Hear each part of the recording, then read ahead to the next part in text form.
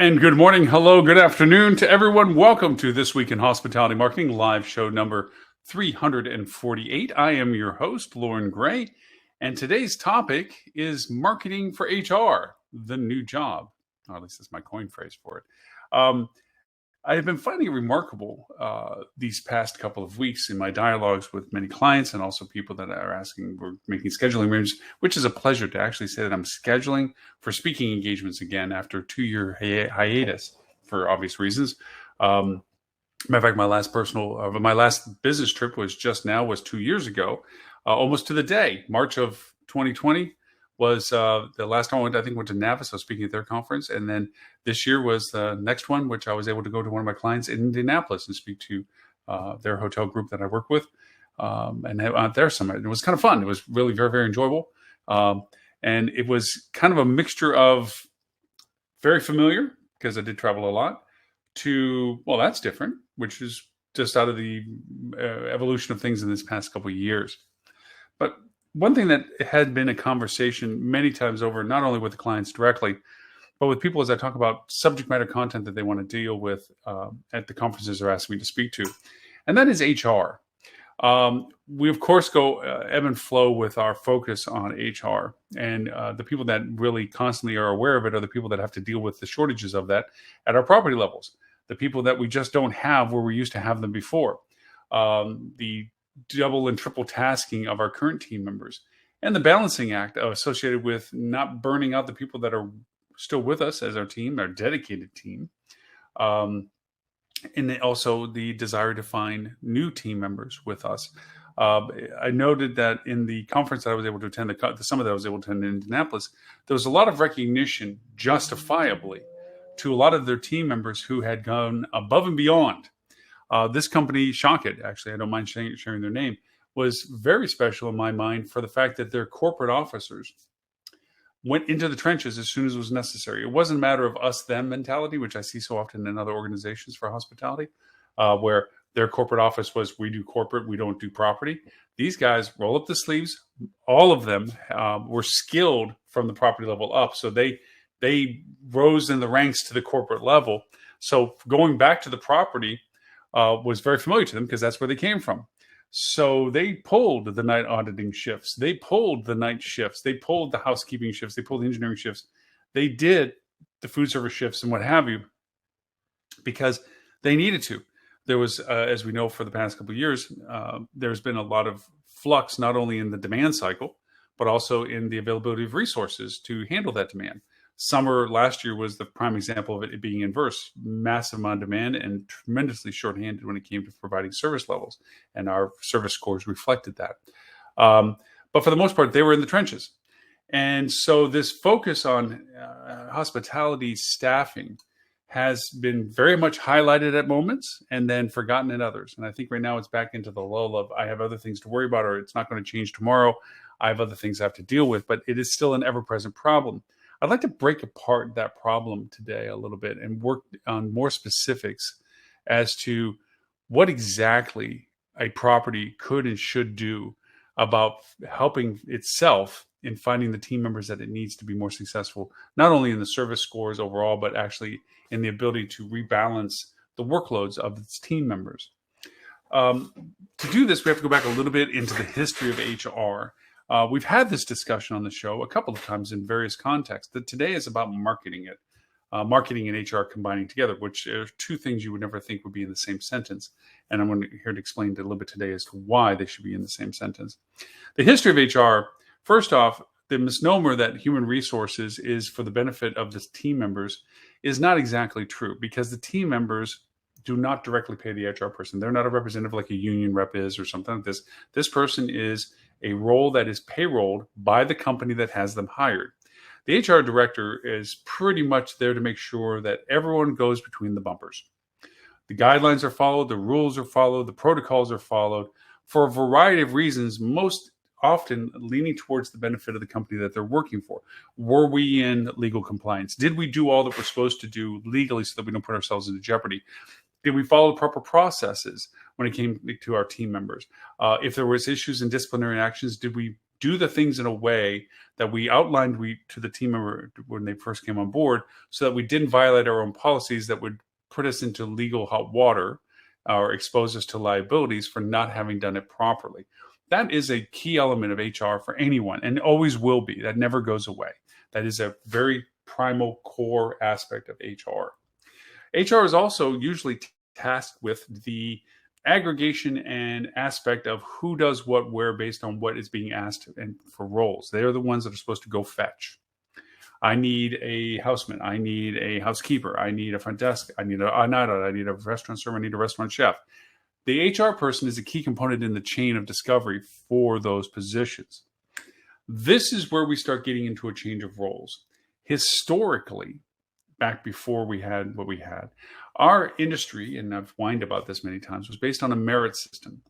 You had to pay your dues to advance. You had to show dedication and commitment. You usually had the terrible shifts, the low pay, the inability to really negotiate your schedule as a matter of complete demand, especially for food and beverage, which is what I came up through, where every holiday was a work day because every holiday had events that you were doing. If it wasn't for catering and banquets, it was because the restaurant had featured events. So the idea that you had to go through this trial of fire, and after a period of time, you will recognize that, yes, you're one of the dedicated ones. You're in here. You're a foodie, or you're a hotelier, or you're into this. You love this. And yes, there's a lot of reasons why you love this stuff. The satisfaction of guest satisfaction, the satisfaction of making an experience for a guest. It all drives that adrenaline rush that you have for doing this. But we paid terrible, and we didn't reward early. Benefits usually came after a duration of time. And if so, they were menial. You worked up through levels of roles. You went in from labored positions into skilled positions. That's not a derogatory statement to labored positions. Skilled positions required education at different components to be able to do them, like supervisory roles and or leadership roles that required you to operate over several other things. And that's the only reason the designation exists for that. And through that merit, you always had the ability to empathetically reflect upon the people that you were now responsible for, because you were them before you were you. And that was usually the train of how our staffing went. The skill sets that we were looking for people were outgoing, people-oriented, sensitive and empathetic to satisfaction of the guest. Now, we had our own designations between front of the house and back of the house. Front of the house was more so necessary to have these kind of skills. Back of the house, less necessary, but they were still an integral part. An engineer, regardless of how much they're not so much front of the house, still had guest interaction. They still had to come up to a guest room to fix an issue that they were having, and or saw a guest in the hallway. So we learned the 10-20 rule. We learned all these things about how to interact with our guests, since that was our main service. Is hospitality is service, heart of the servant. Well, we went through that until we didn't get to go through that. COVID hit, and our industry unceremoniously furloughed a lot of people everywhere. Whether you did it right or you did it wrong, you reduced what you had. Having lived through 9/11, I can say when I was running hotels down the Keys, the first cuts are the easiest. Those were the people that were on the moderate fence anyway. They were there hoping they got better. They were just brought in. They haven't been able to show themselves or prove themselves, or we were already a little heavy in that department thinking we're going to lose somebody. So those were the easy cuts when it came to reducing our labor costs, which is one of the largest nuts that any business has, regardless of being hospitality.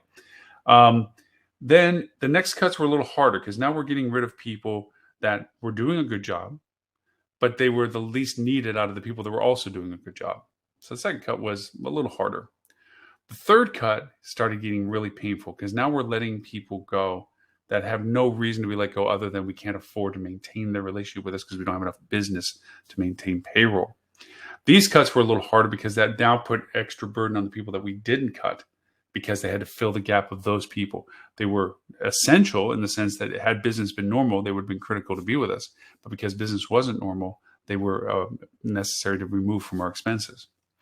The fourth cut made you cry, because the fourth cut, you're letting go your core people. These are the people that sweated the color of your hotel in that sense, green for Holiday Inn or blue for Hilton, red for Marriott, whatever analogy you want to have for it. These people were loyal. They were incredibly hardworking. They had already assumed the responsibility of the people that you had to let go before them. They mantled it well. They did all that they could, and they did not deserve the fact that they were not being continued on simply because you didn't have the finances to do so. And the fifth is actually the hardest, which means you actually are closing the business. At that point, you're on life support. You're on keep the air conditioners on in the closed wing so the mold doesn't grow up, because you're not selling your rooms over there, and you can't send housekeeping over because you don't have anybody in housekeeping. That process is very first person familiar to me. And the rebuilding from that and bringing team members back, you want the people that you let go to come back, because first off, you feel that you owe it to them. And secondly, they're already skilled and trained for what you already do.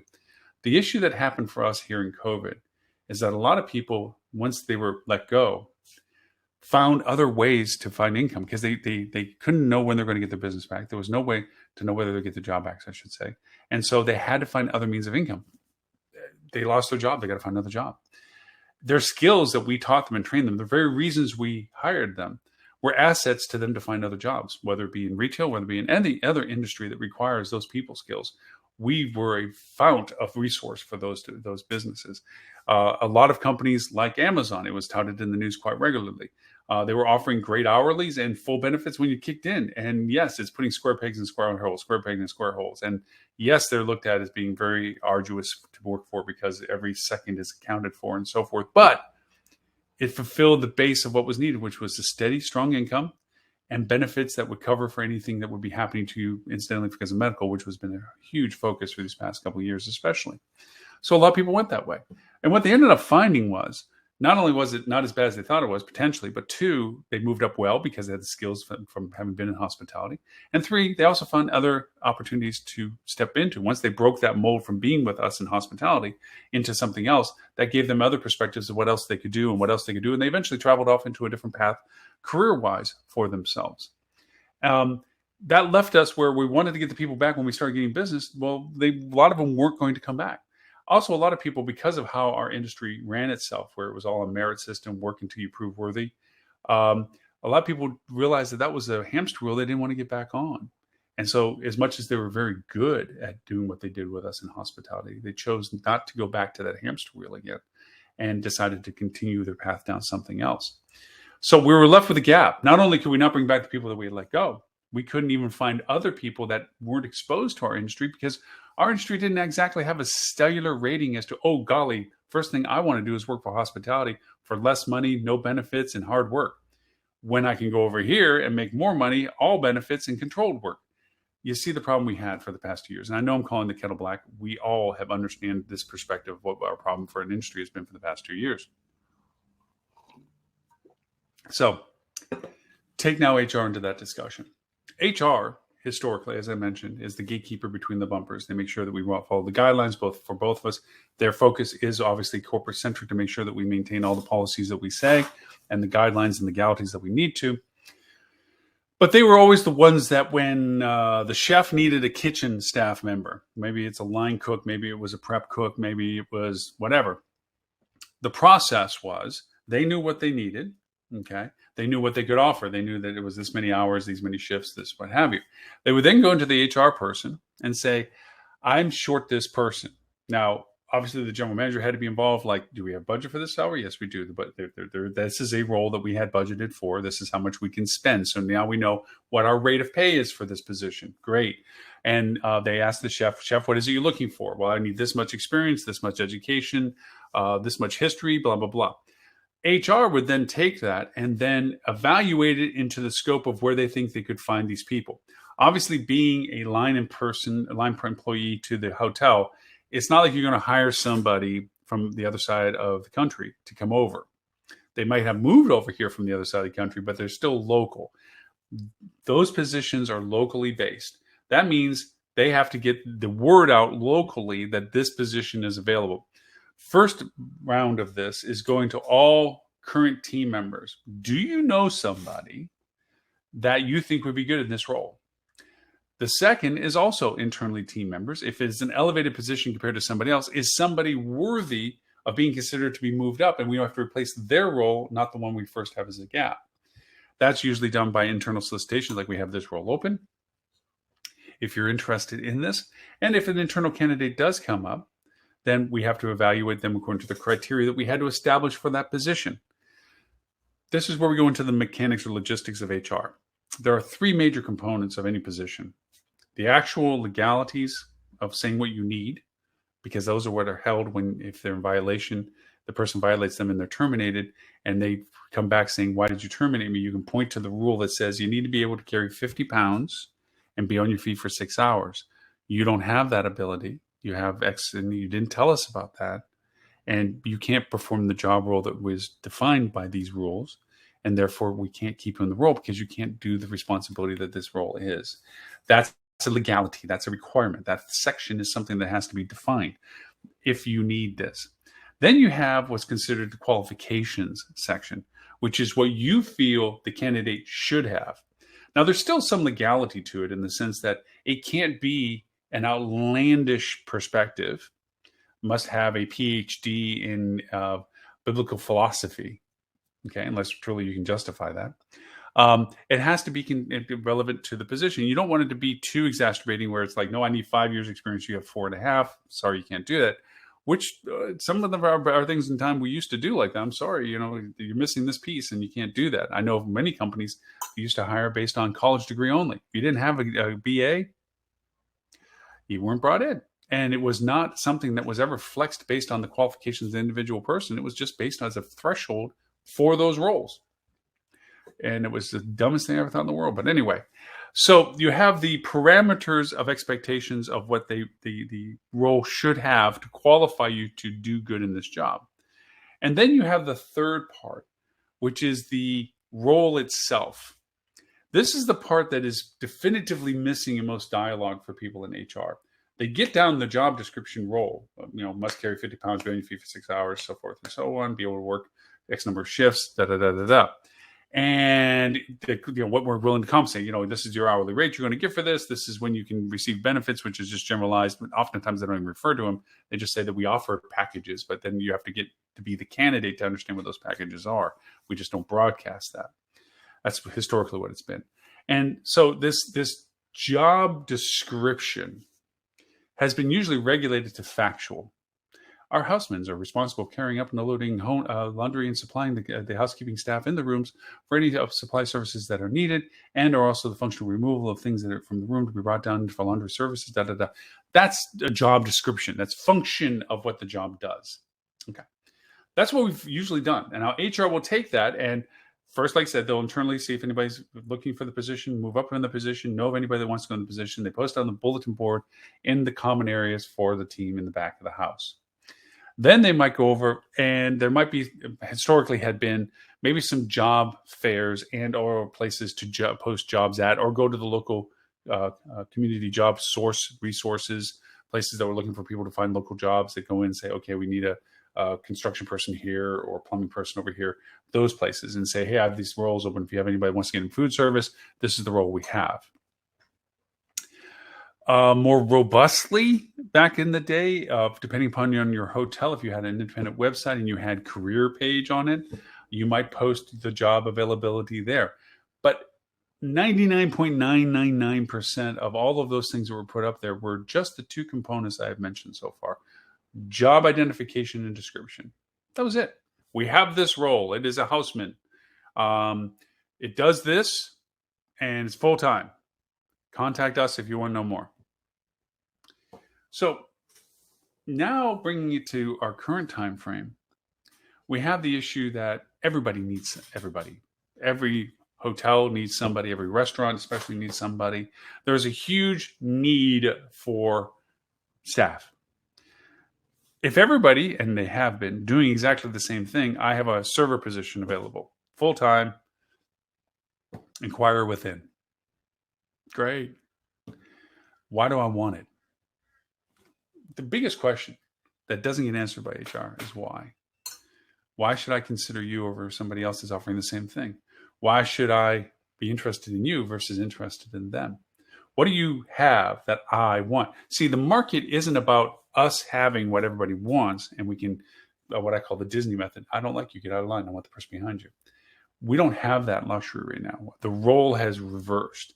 Instead, there's all of us wanting one of them. And they're asking us, what makes you better than them? What is that you're offering that I want compared to what they're offering and what I may want from them? We're not doing that.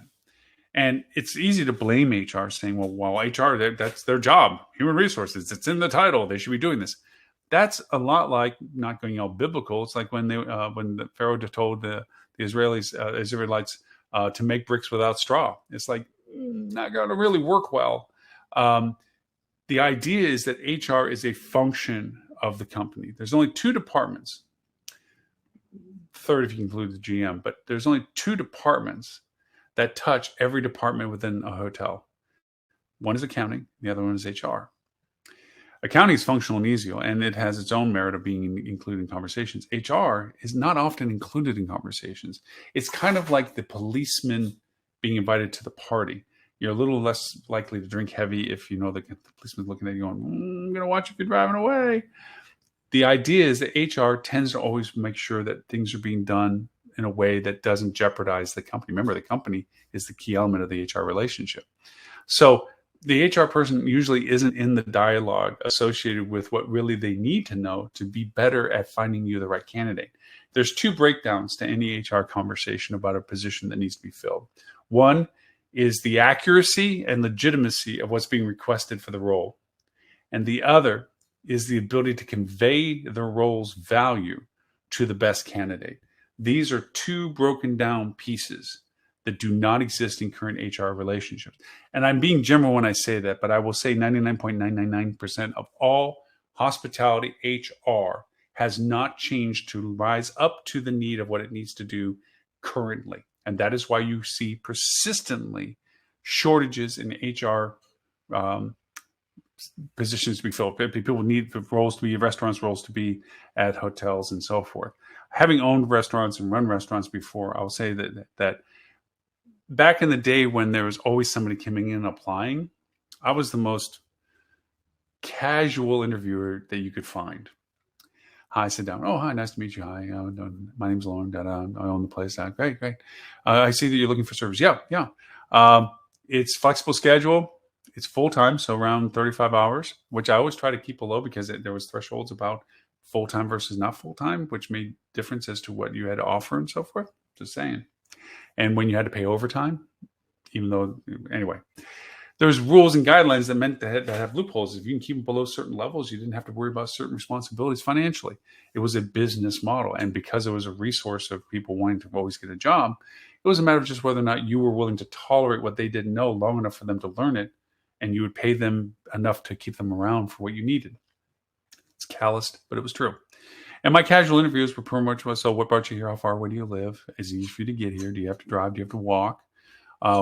What kind of a flexibility of schedule do you have? Have you ever done this before? Where have you done this before? How well did you do it before? Let me see you carry a tray. Let me see you carry some plates. Let me see you carry multiple glasses. Whatever I needed is the criteria for the flavor brand of restaurant that I had at the time were my questions associated with them. I didn't sell them anything. They came in already bought. If I offered them a job, they would take it. I didn't have to sell them on the job. They were already coming in for the job. I didn't have to say, well, who else have you interviewed with, and who am I competing with, and who am I being compared to? Didn't exist in my conversation interviewing them. It was about, I already had them. I just had to decide if I wanted them. That world has changed for us. As restaurateurs, as hoteliers, we don't have that luxury. On any level, line position, skill position, management position, no level do we have pick and choose capabilities anymore. We may get multiple candidates, but doesn't mean that we have the choice of those multiple candidates. We have to sell ourselves to them. And that is where we get back to the topic that we were talking about today, and that is marketing in combination with HR. But here's the thing with HR. They're not marketers. They can be creative. They can be cute. They have great little, when they do the message boards and they put all the cute little cardboard cutouts around it and stuff, and they have the birthday parties and the team building parties and so forth. They're really creative about that. And there's some really genuinely amazing HR directors. So please don't think I'm bashing the position, that are warm. They're engaged with their team members. They listen to their team members. They're supportive of their team members. They collaborate with the team members. They help their team members. There is wonderful examples in our industry of HR people. But let's be clear about restaurants in comparison to hoteliers. They usually don't have an HR person. That's usually just the manager. And it's usually just the general manager. And the assistant managers are really just conduits to the general manager. And they might have a consensus of who they want to hire based on the applicants that are coming in. That's HR, okay? In the world of, did they fill out their forms, their I-9, their W-4s, and what have you? Is all this cleared up? Is it been put on payroll? Usually it's a third-party payroll that handles it. So you feed the forms to the candidates that's being hired.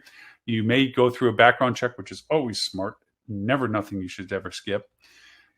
Go through that process. Everything fits the qualifications. Boom, they're done. They got their payroll set up, and they're ready to go over and get on the clock. And there it is. Now it's a training thing consideration and fitting them into the schedule that you intended to put them in. And it's usually on the low end of the schedule compared to everybody else that's been with you for a while.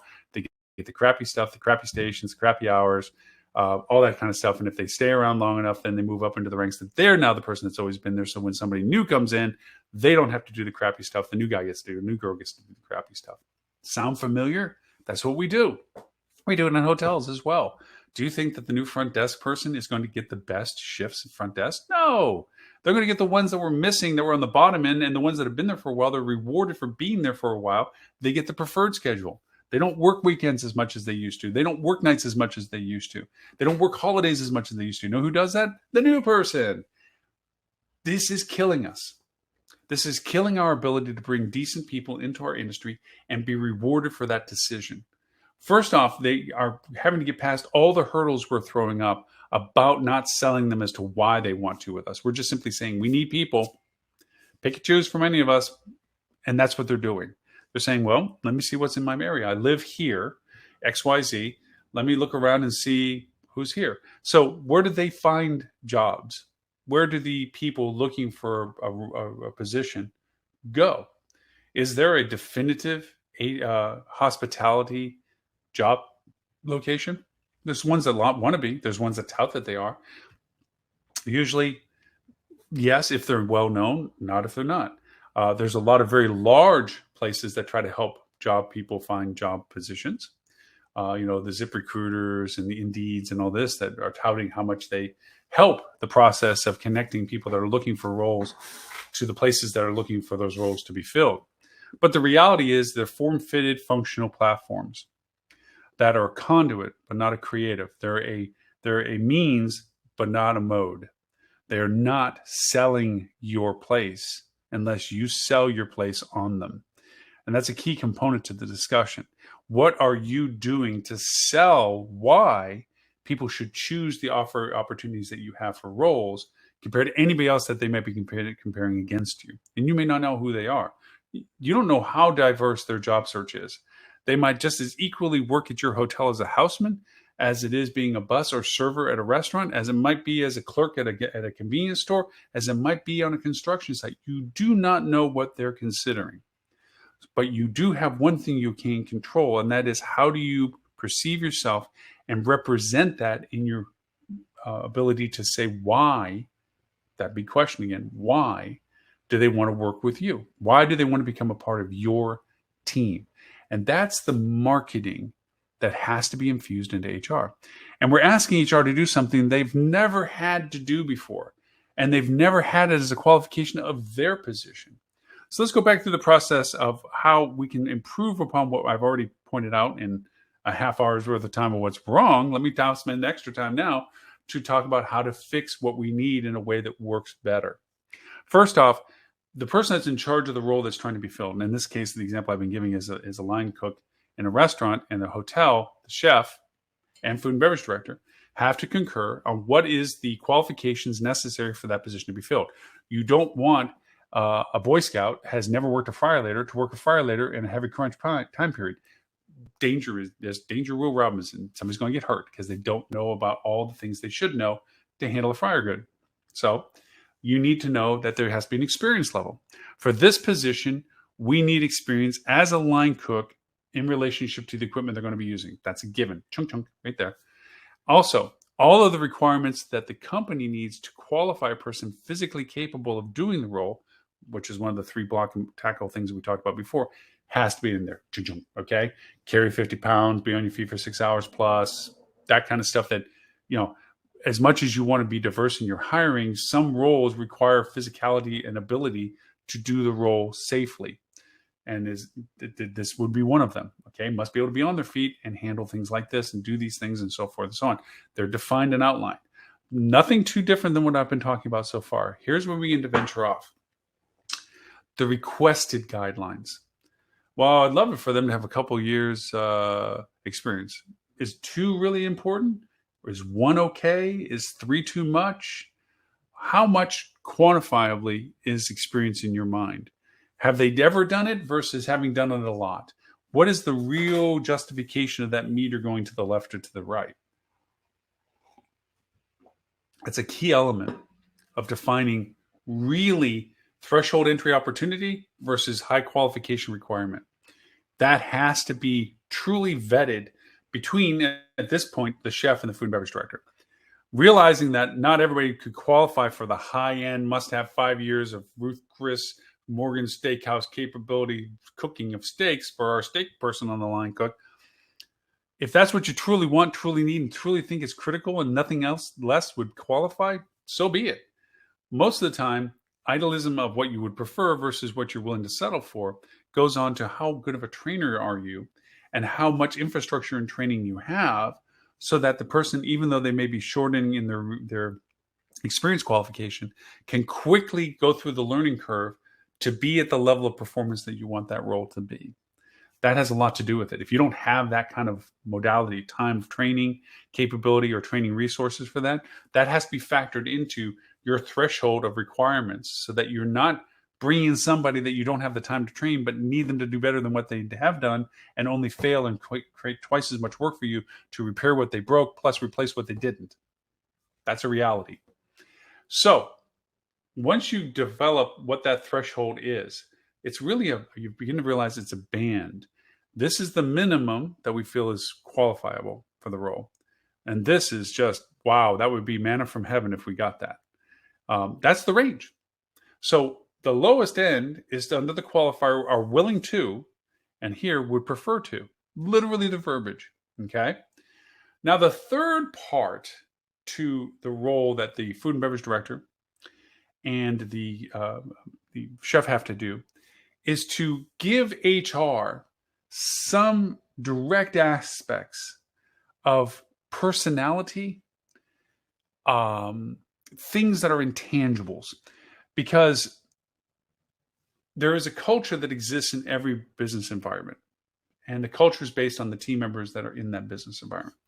If it is a factual 1,000 miles an hour, pedal to the metal, through the floor if you can, all holes barred, just add it. And this is a restaurant I'm talking about where you open the door, it's bang, bang, bang, bang, chits everywhere. It's literally tables are full, business is now. If you weren't prepped and set by the time that happened, you were nothing but buried and miserable. If that's the environment, then you need somebody that has the mental capability, the perspective of lean in, get it done. You're slapping and throwing and grilling and tossing. If you're not that, and we have a lot of prep, we do a lot of banquets, we have a lot of lead time, we have the ability to really organize ourselves, do proper coordination of rotation of inventory because we have time and opportunities to build huge tables full of 100, 150 of the same plates kind of stuff. And you need somebody that is organized, mentally acute, patterned in process, methodical, detail-oriented, totally different spectrum of demand. It's not that you don't want somebody to be detail-oriented and slapping food out on a plate, but the level of team is very different. That needs to be explained to the HR person. They don't work in your kitchen.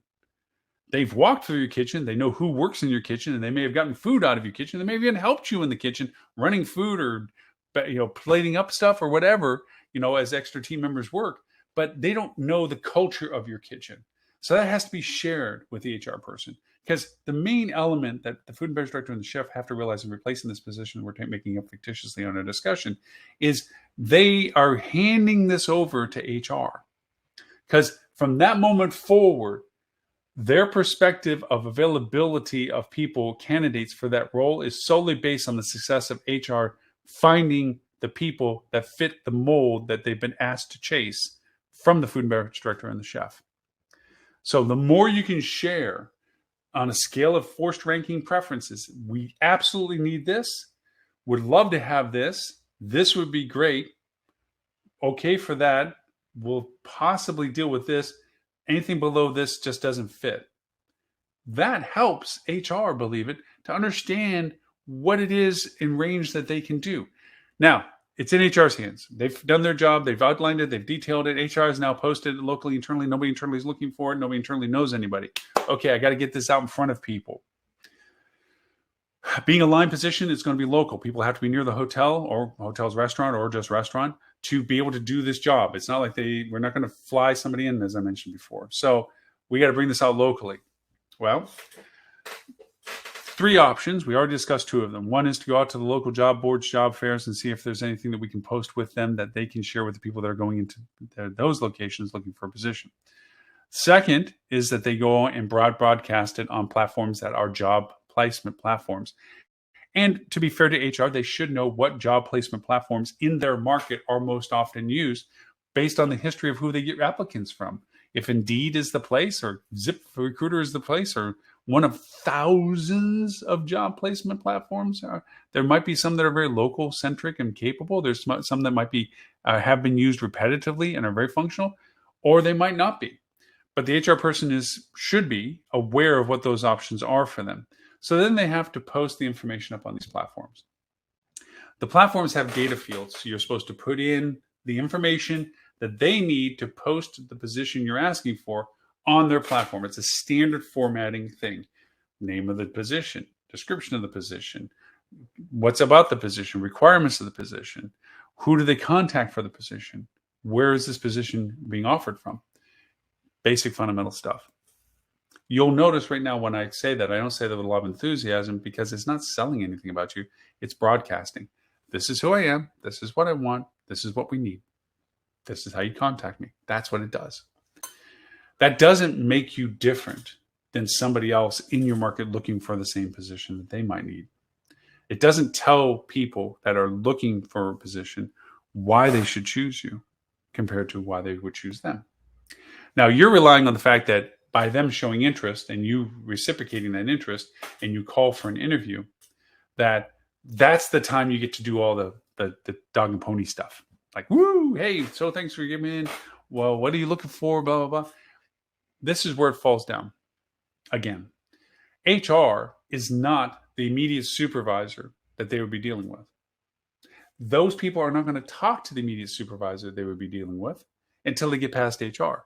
HR is there to see if the person that says they qualify based on what they shared truly qualifies. They're there for vetting validation. That's HR's role at that moment, is they're just ensuring that that candidate is what they said they are for what we said we needed. There's no sale pitch to this at all. This is functional qualification. If it passes that gateway saying, yes, they fulfilled that, then they're going to go over and tell the food and beverage director and the chef, I have a candidate for you. Great. Now they're going to go through an interview, let's say. Okay. This is where the food and beverage director or the chef will be first person interview. Sometimes the food and beverage director demands that they do all their own interviews, and that if they really like them, then they're going to allow the chef to do it. Sometimes the food and beverage director is like, hey, he's going to be your person. You interview them, and then if you like them, I'll go and look and interview them and do the final. So it can go either way, but usually not just one person because it has to be confirmed. So say, for instance, they talk to the chef first, and the chef feels that they're qualified. The chef defers when the person is asking about compensation, packages, benefits, guidelines, whatever. HR will tell you that. And they usually won't really tell you that until it's up to a point of whether they're going to offer you the role. They don't share that openly with, oh, well, we offer a very competitive benefit package that includes this, this, and this. They're very vague about it, even if they mention it, but they're not very specific about it until they offer you the role. So they still haven't sold you on the idea of why they want to be with you compared to somebody else that's offering the same position, because it sounds very similar to what the other position is also doing. They're going through the same process. They go on an interview, same thing. So say the chef feels that they're qualified, and that's fine. They've deflected any really in-depth thing about this. They've shared a little bit about their ethos of running a kitchen and what they're looking for in a kitchen. Not a whole lot, but really it's just, I'm telling you what I want. Not really anything else other than that. And then if the person's still around, if they haven't gone someplace else at this point, and it's agreed that the chef likes them, HR's already vetted them, then the food and beverage director, if they or they don't want to, will go over and do the other last interview, which is the conclusion of the perception. He agrees, she agrees that this person would fit, and says, we're going to offer the position to you. And that goes back to HR. And HR goes over and says, yes, you've qualified. We're great. This is what we can offer you. this is what usually happens. Unless you walk on water, you're not going to get the top end of what you were offered back in the day. It was usually some sort of carrot on a stick. We're going to start you here. After 90 days, if you prove yourself, even though you've gone through all this up to this point, once you prove yourself, we'll bump you back up to this level, or we'll bump you up to this level as a 90-day review. At the 90 days, should you still be here and we give you this bump, and when you're reviewed in your positive performance, then you will be eligible for the following benefits. That goes back to HR. HR tells them all that. So that is usually, historically, what has been the interview, application, interview, and offer process. That's why we're not getting people, because we're not talking about the elements that now make a difference for so many people looking for roles. Pretty much everybody's throwing money out there. Pretty much everybody's increasing, especially line level position, hourly rates. I'll give you $15, $16, $17, $18, $20 an hour. I need people now. Knowing they're going to be jumping into a fast moving river, because obviously if they say yes, they're going to be doing a lot of work very quickly because they're in high demand. They don't talk about the fact that they will be eligible for overtime, because obviously the organization is going to try to mitigate how much overtime that they would be offering, because it's very expensive monies. They've increased the hourlies, plus now overtime at time and a half makes it even more expensive. Benefits and so forth, the cost of those have gone up dramatically. The cost of third-party payroll has gone up dramatically. It's very expensive to bring somebody on board. You have all your workman's compensation, your FICAs, everything else that you have to pay for an employee. So a salary or hourly to the hours is really almost doubled when you're talking about an employee, because of all the extra costs that go along with getting a new full-time employee. But the part that has to change for us now is two hotels side by side, both looking for the same position, both offering the same income, both offering the same hours, both offering the same benefits, mirrors of each other, right? So what is a candidate's choice going to be? It goes to the things that are important now for a lot of candidates coming into our market. It's quality of life. I'm not talking about the Zen, happy, tree-hugging concept of, oh, we have to do 50-50. It's not that. People are very happy to enjoy their work, but it is still work, and they need their balance of time. How soon do you give me benefits? How much do you reward me for performance? What is the culture that I'm enjoying? Am I working for an a-hole? Or am I dealing with somebody that cares about the fact that I'm able to have problems and issues like anybody else, but are willing to work with me on those, and also are supportive of my efforts? Am I striving for a career where this is a stepping stone to another role? Is that being offered in this organization? Is there opportunity for me to grow? Is there opportunity for me to expand into new roles and shift departments eventually and so forth? Am I giving greater opportunity by joining you than by joining somebody else? What is the feel? Am I joining a team that likes working together? Am I joining a team that helps each other? Am I joining a team that will invest in me in training and time and patience, and not just I walk in the door and they say, throw in the uniform, follow me. I need you to show you where you dump the first load of laundry. And there's no happy how handshake and what have you. It's about jump in here and start picking up a shovel. Nobody likes that. Nobody likes that. Nobody wants to be. There's so many missing elements to that conversation of what should be done, could be done. I can only refer back to the ways I was brought into the industry and the ways I learned from that to be in the industry. What we did was we tried to coordinate several key elements of onboarding that added to the value of those that were getting onboarded. First off, whether we hired a housekeeper or whether we hired a executive level person, they went through the same orientation. Every time I would hire a new team member, I would actually say, would you please be so kind as to come into the hotel and stay a weekend at our cost? You don't have to pay to be with us. Bring your family in, and before you start working with us, so that you get a feel of the hotel. Okay? Not everybody's going to know you're going to be a new employer. I think it's your chance to kind of shop us, look around, see your soon-to-be fellow coworkers, see what the hotel is like from the consumer side. I loved bringing in people, especially where they had less hotel experience, because they had a more true perspective of how the hotel looked from a consumer, rather than tainted from being in the industry for a number of years and making built-in excuses of why things ran the way they did. They didn't have that. They didn't have that depth of experience with hotels. So they saw it true to customers' perspective. Anyway, I would ask them to come in and do that. So they'd feel first off like, wow, we got a free weekend. We get to go into the hotel. This is great. And I don't care how nice of a resort I had. Every team member that was brought on board went through this process. There was also a goal orientation that the housekeeper, the HR person, to bond with the team member. I had them go through where listening to what it is, why they wanted the job, why they got the job, what they wanted to see from it. And a lot of it was cotton candy stuff. People were always, they wanted to put their best foot forward, and HR wanted to put their best foot forward. But that's what it was for, a chance for us to understand what they came in the door before they had the chance to work with us, what they were hoping and looking forward to. We used that in future tense. We used that as a benchmark for how we were treating them. The next is that orientation. We actually aggregated orientation for new hires. We didn't pick them up, okay, you're hired today, be here tomorrow. We started them as soon as we came, but we were always doing orientation. But the orientation was the same for everyone. As I mentioned, whether you're a line position or you were an exec committee, you showed up for orientation. You were brought to the best, nicest boardroom we had available for the day of orientation.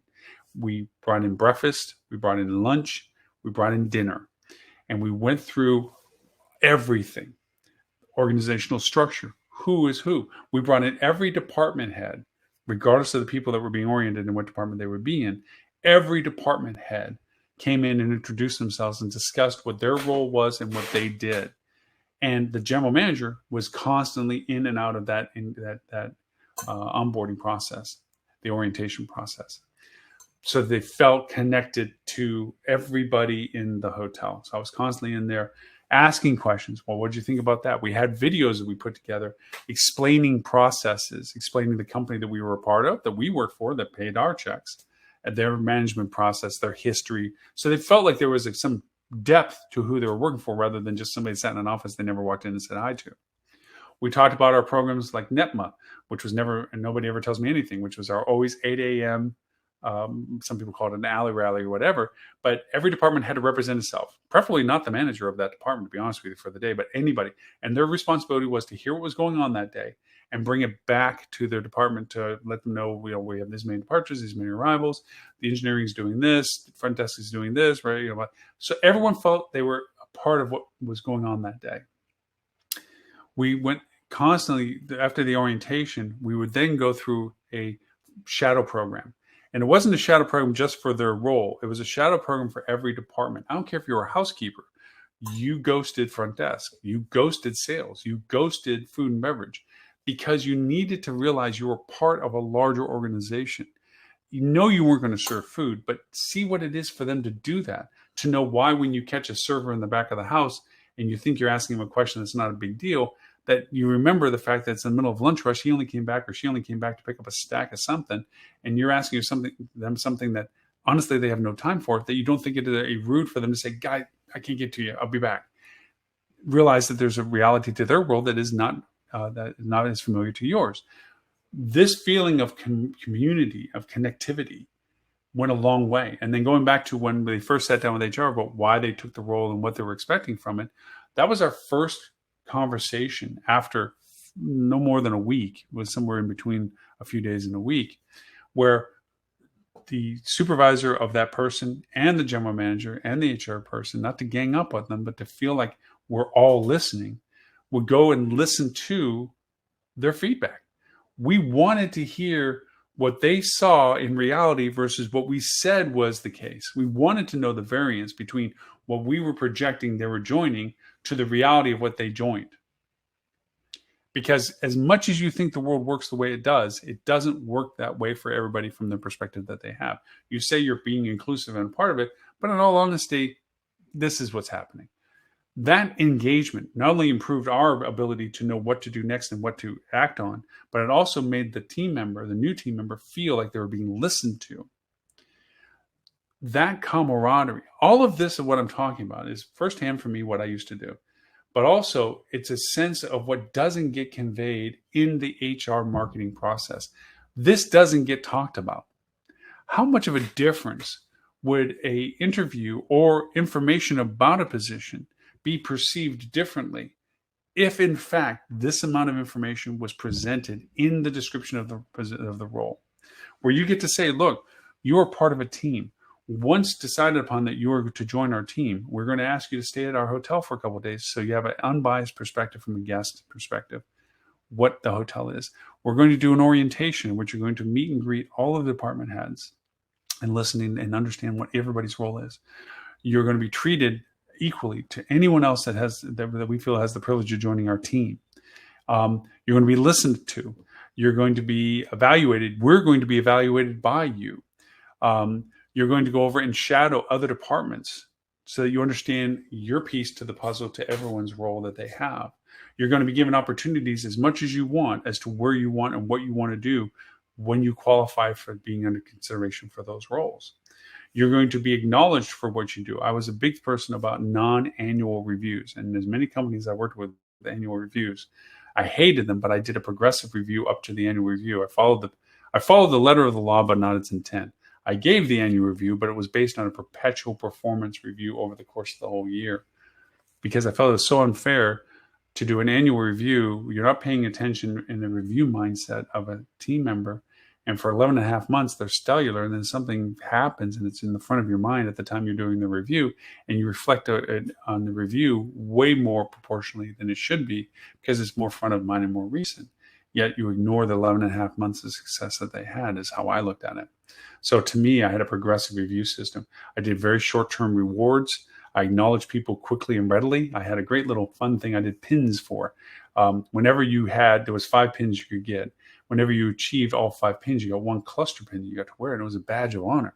You got to carry all the pins that you earned until you got that cluster, but you could tell, any staff member, any guest could tell that we were dedicated to the engagement of our team members, to the clients, or to the guests, because there would be pins of whether a guest acknowledged them in a review, whether a team member acknowledged them in a review, if they did an exceptional service aspect outside of their department. We had great little recognitions that they got to wear, and that made it a conversation point that when the guest goes, so what's that little pin? Oh, well, that was because I did something. Oh, wow.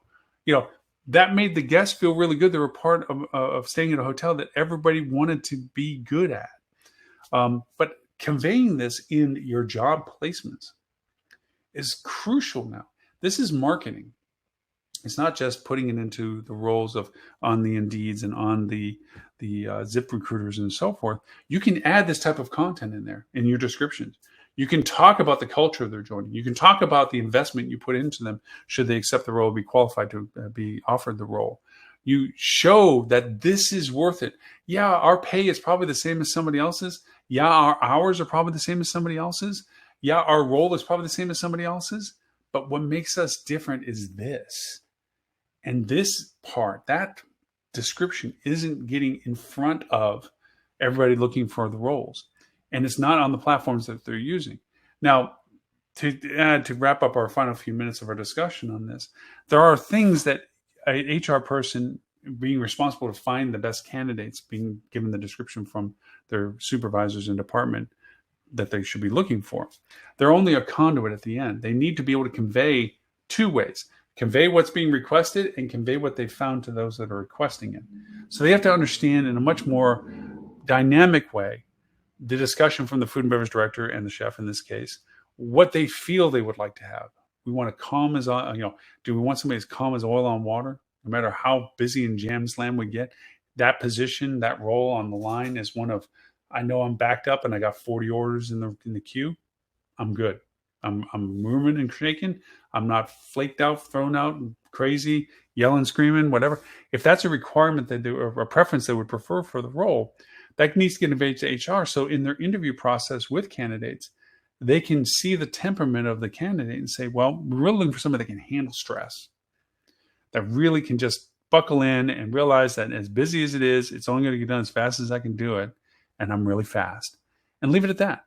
Or somebody's like, well, I don't like stress. I don't go, I can do prep and setup. I can plate up 500 plates, but I can't slam out 10 quick orders. That's the difference. It needs to be understood. The more detail that the people looking for the role want, the chef and the food and beverage director in this case, to the HR person, the more the HR person can quantify that in their interview processes and their initial discoveries with these people, to convey who they think are the better candidates by ranks. Like, I have 3 candidates for you. This one really fits the emotional one, but they have lower experience than you were thinking compared to this one, which has greater experience, but they seem to be, like they prefer a calmer kitchen or whatever it is. It gives perspective. Keeping in mind there's legalities to this.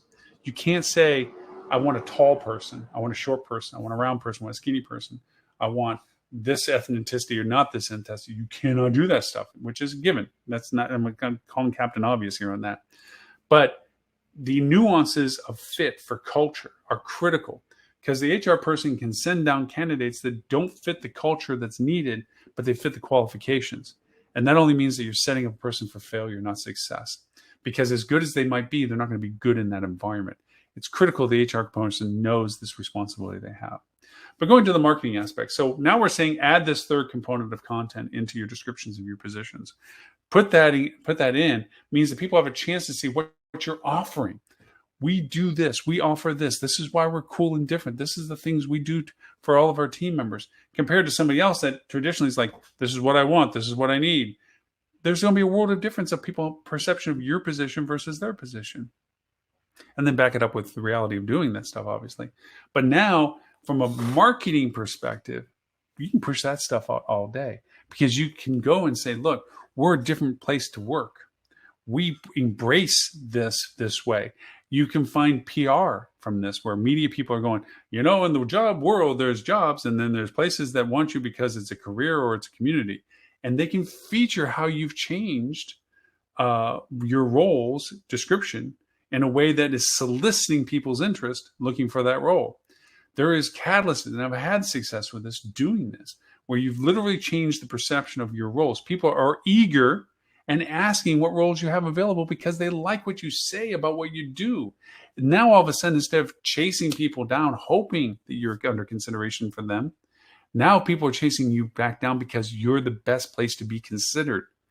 That's the marketing influence within HR. That's the influence that these types of things can do for you in HR. So combining marketing with HR is about expanding the function of HR to the reality that we have now of pursuing and cultivating and defining excellent candidates that are going to be happy to work with us, because we told them what we're wanting to do, showed them what we are, and they can choose us because it fits what we're looking for, especially on the intangibles that we don't get to see as much in time as compared to times past, where people are looking for that balance of life, quality of joining a team, feeling like they're listened to, feel like they're contributing to something, have the path of growth that they want, whatever it is, makes it more valuable. So there we have it, my 1 hour, one topic discussion, which is marketing in HR, the new job.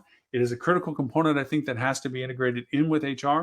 If you have a current marketing department, this discussion has to be created.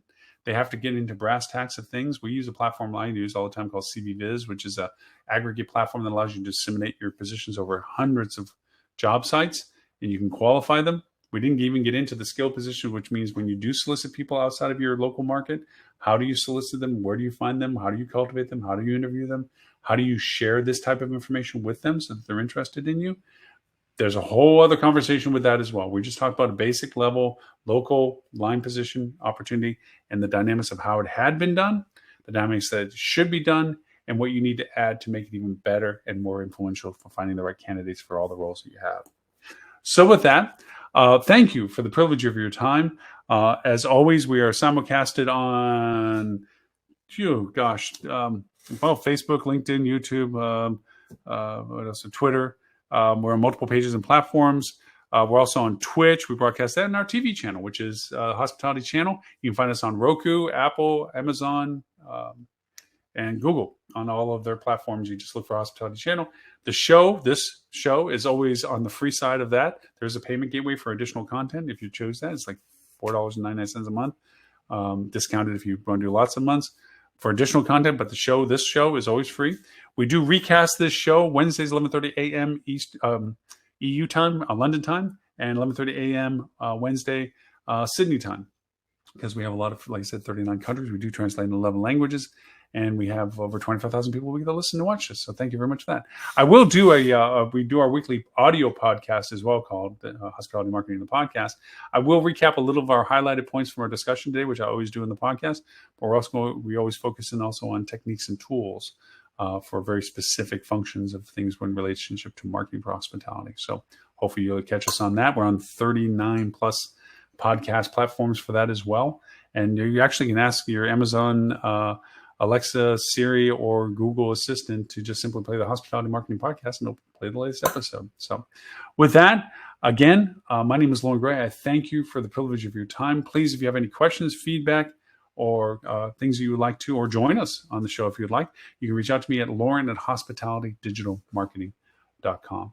So with that, I look forward to our discussion next Friday for show number 349, of which I will be broadcasting out on my email. What the topic will be if you wish to join us. So until then, thank you so very much and have a great rest of the day and weekend.